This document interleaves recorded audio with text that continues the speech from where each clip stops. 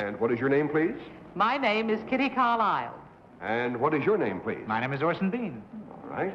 And what is your name, please? My name is Peggy Cass. And what is your name, sir? My name is... Oh, you're not going to go back to that again. Ladies and gentlemen, stay tuned for I Got a Secret. Now, listen, fella, I've told you... I've Got a Secret, brought to you tonight by Post Cereal. The cereals that make breakfast a little bit better. Post Cereal. Live from New York, here is I've Got a Secret, starring Steve Allen.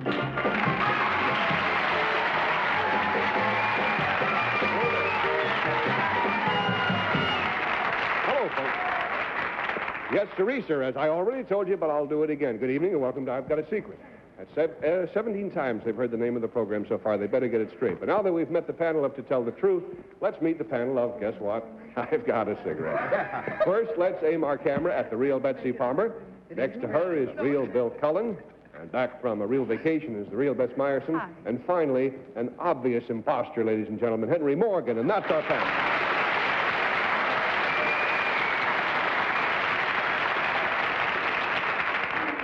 All right, panel, if you're ready to play the game, we have quite a treat in store for you. May we have our first contestant, please?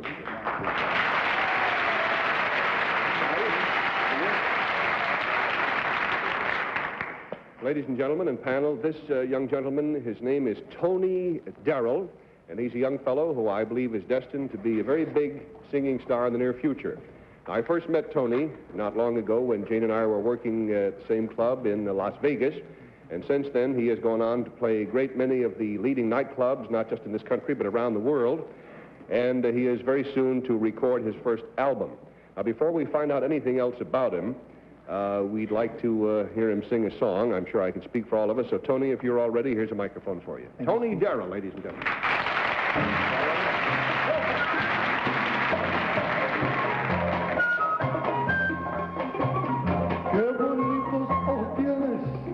Debajo de esas dos cejas, ay, qué bonitos ojos tienes. Ellos me quieren mirar, ay, pero si tú no los dejas, ni siquiera por favor, malagueña.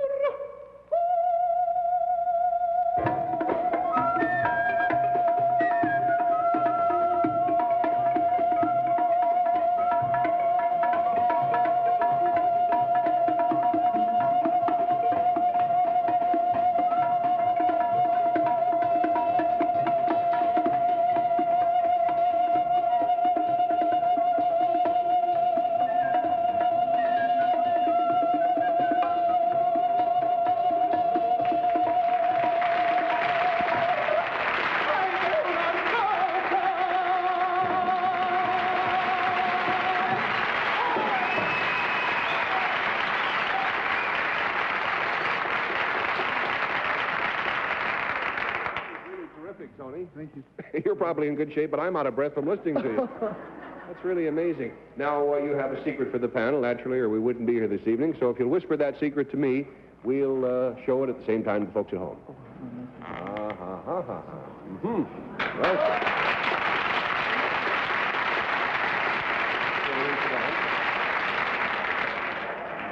Now, the clue, unbelievable as it may seem, concerns something he is going to do, and we'll start the questioning with Bill Cullen. Tony, this thing you're going to do, does it have to do with your profession, singing? Yes, sir. Are you going to do it tonight? Yes, sir. Are we going to see it? Yes, sir. Does it have anything to do with your recording career? With your making a record? I don't think so. No, only very loose. $20 down. Miss Morrison. Thank you, Mr. Allen.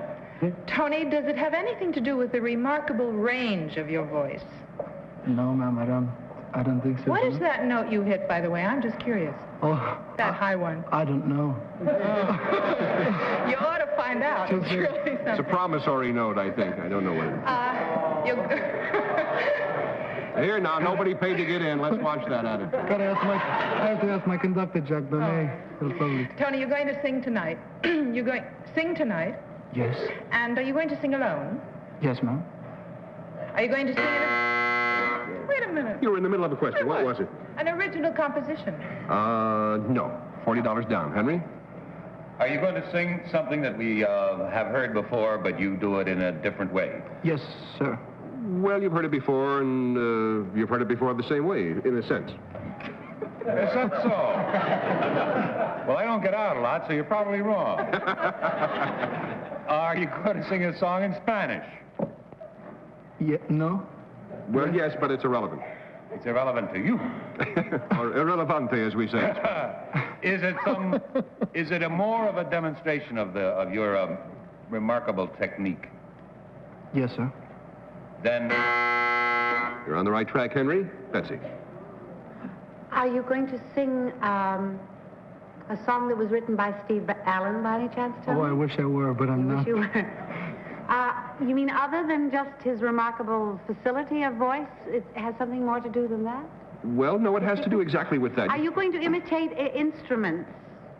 No, ma'am. Are instruments going to imitate you or follow you? No. Well, this was kind of a tough one because we played the old purloined letter trick on you, if you know what I mean. Just a moment ago, you heard Tony hold a note for about 30 seconds, just a single note, and practically no other singers would even dare to attempt that kind of a thing. Well, now he's going to sing a few bars for us again because his secret has to be heard to be believed. If I told you, you wouldn't believe it. He can actually hold a note for more than twice as long as he already did. At least he's going to try again. Let's go to Tony.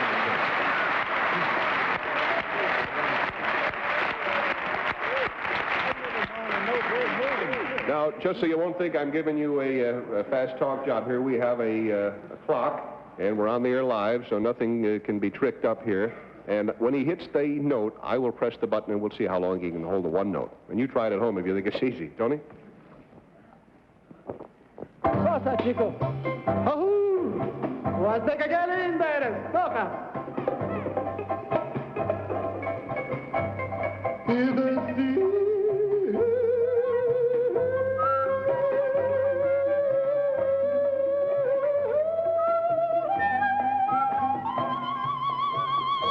Ay, qué niña hermosa.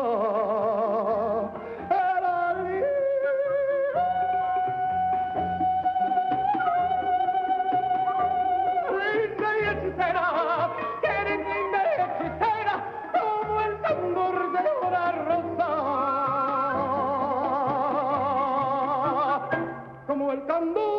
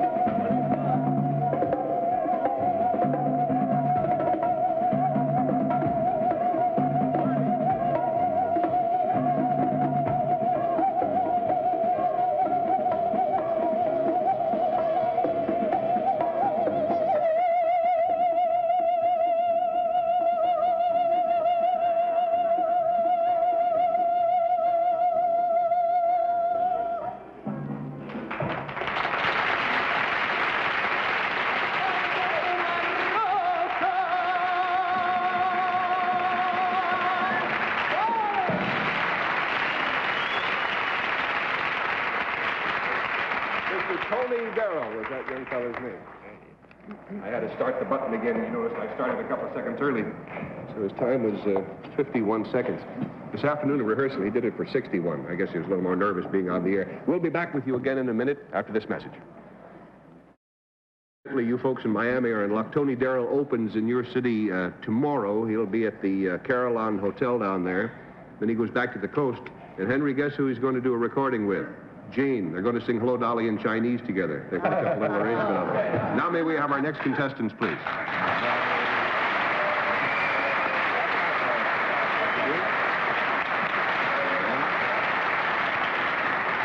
Nice to have you folks with us. Would you tell us your names, please, and where you're from? My name is Leela Ernst. I'm from Cranston, Rhode Island. And? My name is Wayne Farrell. I'm also from Cranston, Rhode Island. From Cranston, Rhode Island, too. Now, Miss Ernst and Mr. Farrell are engaged to be married, and like most young people about to be married, they're busy taking care of all those last-minute things that have to be taken care of before you get married. But in the case of Miss Ernst and Mr. Farrell, they have one additional problem that seems to us pretty unique. So, Miss Ernst, if you'll whisper to me, we'll show the audience just what that is. Uh-huh. Well, I don't want to be taking sides or causing trouble, but it seems to me that you're taking kind of an unreasonable attitude. Would you tell me more, Wayne? Mm-hmm.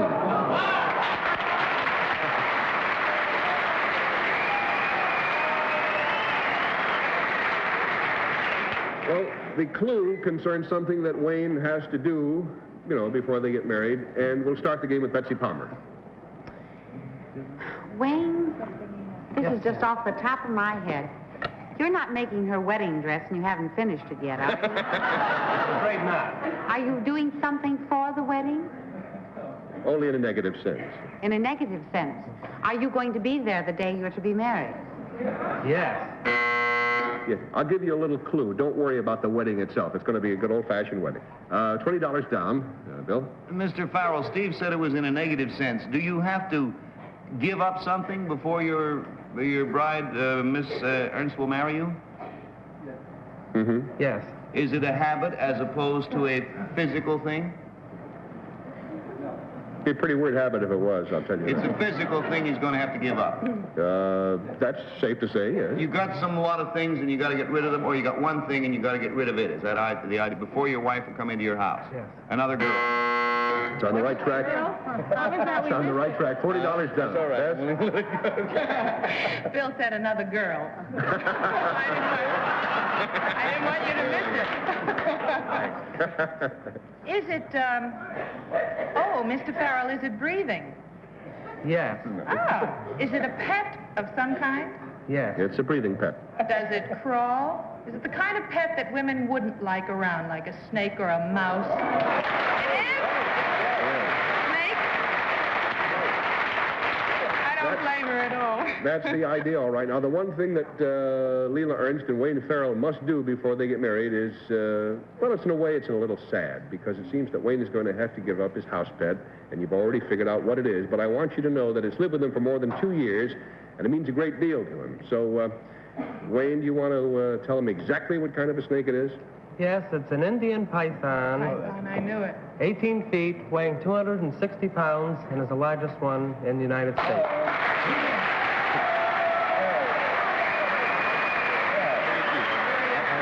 I don't want to go against my own sex. I really don't. But you fell in love with him when he had the python. That's right, yes. And how come, love me, love my python. Right. Why would you want to get rid of his thing? Listen, as a matter of fact, she used to go with the python. Leela, he broke them up. Leela must have... Are you terrified of snakes, really? No, I've gotten used to it because I've handled it a few times. Yeah. I see. Well, then, why do you have to get rid of him? Well, I think taking care of a husband is enough work. I I shouldn't have to take care of He'll my take Now, a 260-pound snake is pretty wild. Where does he sleep? Anywhere he wants. Now that you're going to give him up, Wayne, what's going to become of him? He's going to the Bronx Zoo tonight, where he will be on display tomorrow. So you might like to go out there and see him. I see. Well, that leaves one more question. Where is he right now? He's right here. And that concludes our program. Well, Wayne, you go backstage and stay there, will you? Because I don't want you around here. Ladies and gentlemen, if you're afraid of snakes, just turn your TV picture off for a minute. Right. Don't leave it on and write us a lot of stupid letters. And panel, you stay right where you are. We're all in this together, folks. We have a coffee break. Now, you won't be sorry because Mr. Farrell's Python is something that you really ought to see. So, Yeah. let's open the curtain and get it over with. That's the way I look at it.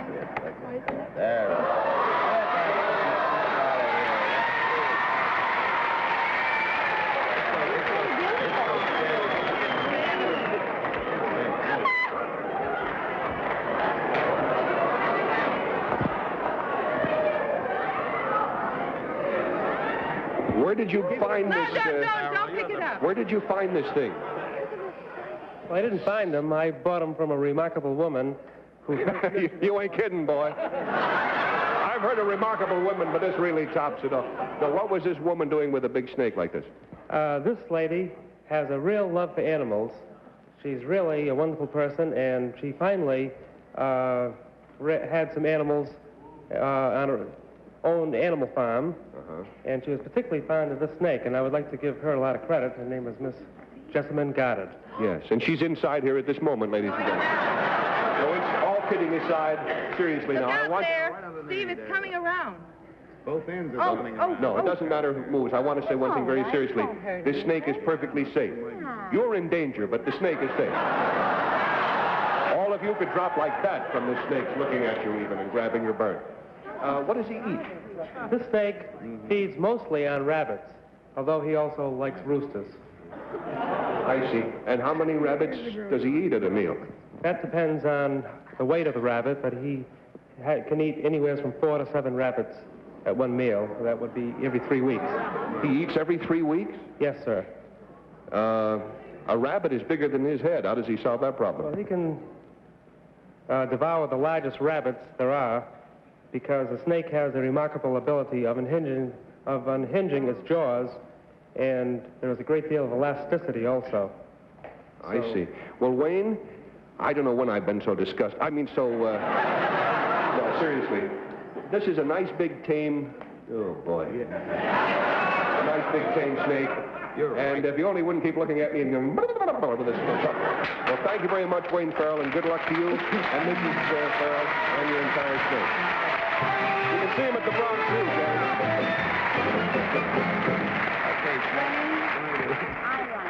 Now I've got a 4.5-foot electric cord here. We'll meet our special guests, the To Tell the Truth panel, in just a minute. Get away from my foot.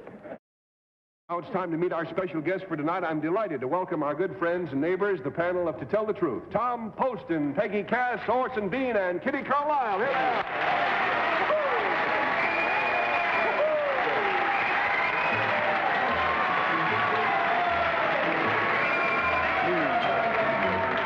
Panel, you're probably wondering why I asked you here tonight, right?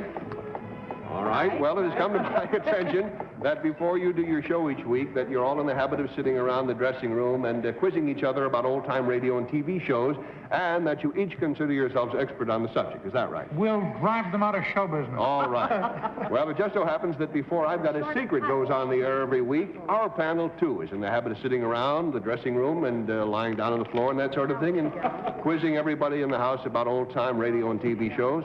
And they, too, each of them, considers himself an expert on the subject. So, obviously, we have a challenge here looming in the near future. Now, it would be criminal, I think, to let such a wealth of talent and material go to waste. So, the I've Got a Secret panel has challenged the To Tell the Truth panel to a contest to see which one of them knows more on the subject of old radio and TV shows. So, just so this whole introduction won't become available on long-playing records, I'd like to say that we will now present the Panel Bowl Quiz of the Year. Are you ready, panel? Yeah. All right, then each of you now has been asked to research and to prepare some questions to ask the opposition panel.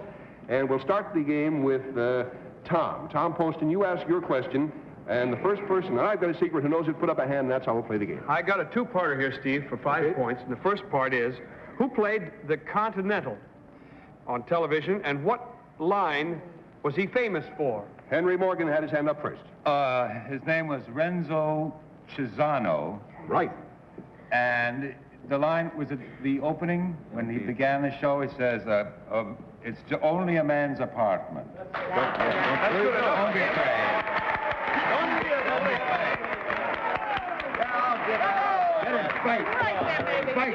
All right, now give the other ones a chance, Henry. The second part, also for 5 points. Second part. Is on the Steve Allen Variety Show, what was Louis Nye's Man on the Street name, and how did he open? What was the first thing he said? Louis Nye, funniest man in the world. I know his name. What was his name, Bill? Hands up. Bill Keller. Gordon Hathaway. Gordon Hathaway. Absolutely right. Right. And Now, he what- said Steve Areno, he said something. Something Steve Areno. Hi there, Steve. Nearly. Come on. Hi. Hi. Hi. Baby.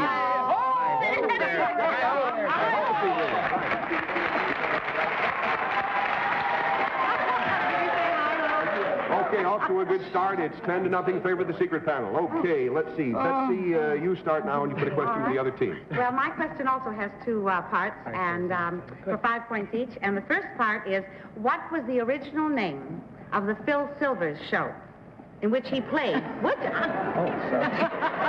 which he played Sergeant Vilko. Hands up, panel over there if you know. I don't know. Tom Poston has hand up. Do I get hit in the head if I'm wrong? Yes. Obviously, it couldn't be the Bilko show, but that's all I ever thought it was. Well, what did you volunteer to answer for then? Orchard's hands up. What? It wasn't, you'll never get rich. Yes. That's right. No, that's only one.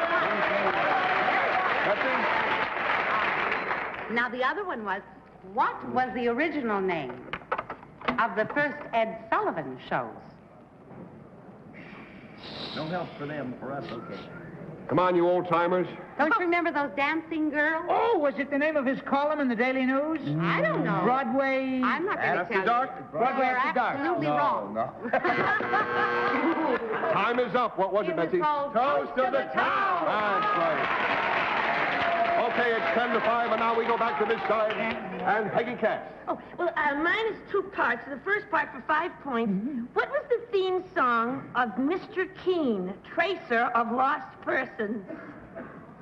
Oh, they don't know. How humiliating. Now listen, do you really want to play that way? Someday I'll find you. Yes. Yes. Someday I'll find you.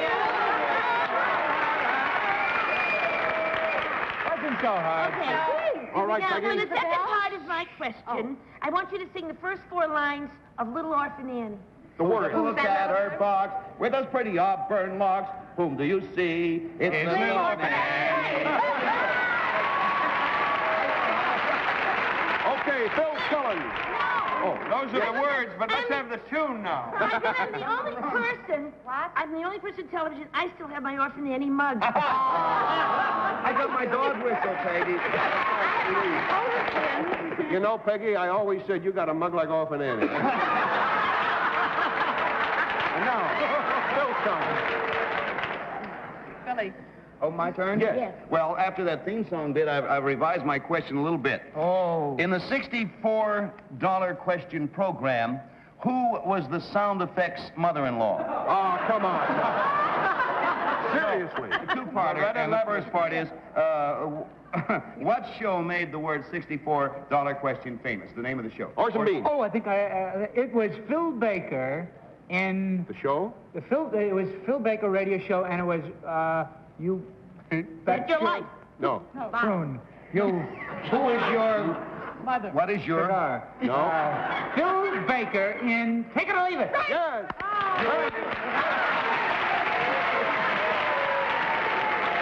All right. Second part. Yes, there. yes. You Second already part. have part of the second part. Name 3 hosts of that show. 2 other than Phil Baker. Bob Hawke. No. Yes. What? No. Yes. Yes, he's right. How dare you? Phil Baker, Bob Hawke, and, I don't know, who's it? Bob Hawke, Phil Baker. But nobody would even know Bob Hawke. That's great. Yes. I should win just for Bob Hawke. Eddie Cantor and Gary Moore both did it at My one time. Isn't that goodness, interesting? I never... And you remember Bob? Well, We have run out of time. Oh, no. And the final score at the time that the clock beat us is the I've Got a Secret panel 20, the Tell the Truth panel 15. That's so big.